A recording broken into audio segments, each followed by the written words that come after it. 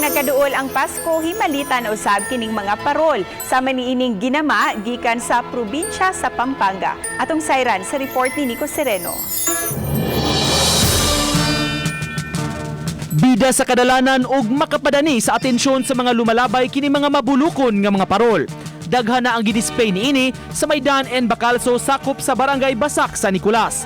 Lain-lain ang gidakon og disenyo sa ilang display ug nagkadaiyang Christmas characters ug symbols. Highlight sab syempre ang mga parol nga ginama sa Capiz shells nga produkto sa San Fernando, Pampanga. Pipila ka tuig na nga nagnegosyo niini sila si Ginang Janet. Bisan sa hulga sa COVID-19, may desisyon gyud siya nga mobiyahe gihapon sa Sugbo karong tuiga aron makapaambit sa diwa sa Pasko. Dito po talaga kasi kami nagtitinda yearly kaya talagang nagpursige na makarating dito. Okay naman po, pero nung nakaraang taon, mas okay. Pero ngayon po kasi, syempre may pandemic. Pero marami pa dito nag-order na? Meron naman po, marami naman po.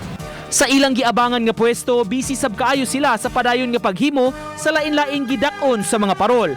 Ang uban gipang order pa, maong gipaspasan nila ang paghimo. Taliwa sa krisis ug hulga sa COVID-19, mas makahuluganon gihapon ang pagtimaan sa Kapaskuhan. Kasi po yung pinagdaanan natin, di ba? Kailangan talaga maging tayo para hindi natin iniisip yung mga problema.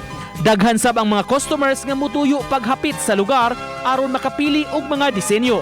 Maski nanatay nani nga kanang sa kalisod sa panahon, pero gusto gyapon nato nga malipay gyapon ta.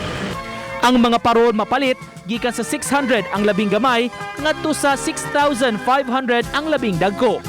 Mamahimo sab nga magpa-customize og lain-lain nga designs base sa gusto sa kliyente.